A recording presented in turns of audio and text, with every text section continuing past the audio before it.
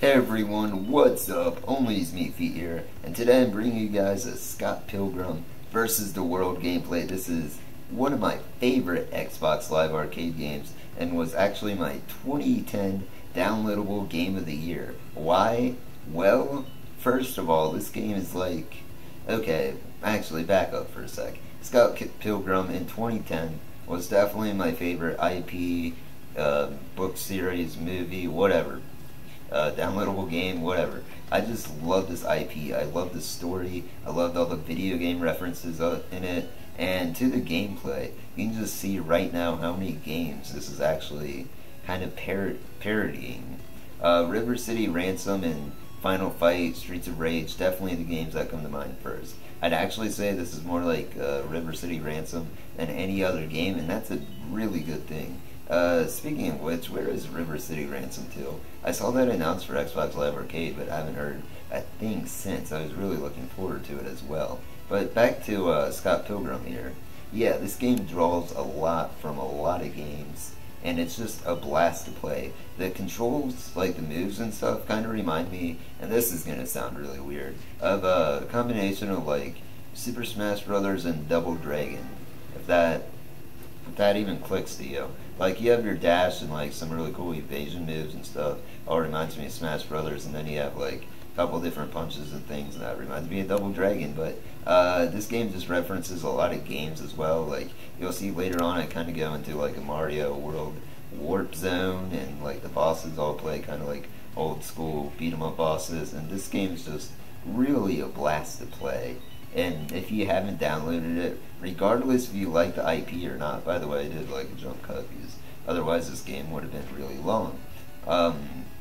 Just a really fun game. And another thing too, the music, definitely one of my favorite video game soundtracks of all time, because it's by one of my favorite bands of all time, Anamanaguchi. And if you guys do not know who Anamanaguchi is, well, you little... No, Anamanaguchi is a chiptune band. That they have an NES, and like the NES is actually like their main instrument. I know that sounds really weird, but it actually sounds really great, and I really love Anamanaguchi, and I really do love Scott Pilgrim. You know, I was really saddened after I saw the movie, is I knew that was it for the franchise, and they were going to make a Telltale Scott Pilgrim game, but the creator of Scott Pilgrim didn't want that to happen. Now, at first I'm like, why? Why kill such a great IP? And then I totally knew why. Because I think most IPs that are good nowadays just get milked to death, and at the end of the day, they lose what made them special. They lose their comedic value. They lose everything that made them unique. And Scott Pilgrim, it ended, you know, in 2010 pretty much. There hasn't been anything new Scott Pilgrim-wise. And you know what? That's totally cool with me, because this franchise has been one heck of a ride. And I say that when I seriously read all the books in July and August, and then I saw the movie when it came out in August. So, you know, it took me like 2 months to get through like the whole flipping franchise, and then I beat the game in, you know, like a week. But yeah, man, this IP definitely was a fun ride. And if you're in high school especially, I definitely recommend this IP to you. Shut up, phone. You guys even heard the phone. If the IP interests you, I definitely say check it out, especially if you're in like high school, because it teaches you a lot about love and jealousy and rejection and lots of stuff like that. And most of all, this game is really fun. Even if you do not care at all for the IP, the music and the gameplay, everything is just so tight in Scott Pilgrim. Oh, it also has 4-player local co-op.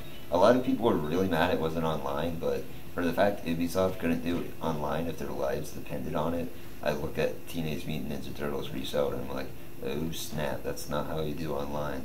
I don't really care. Plus I have like in real life friends that would totally play with this with me, so I'm good to go there.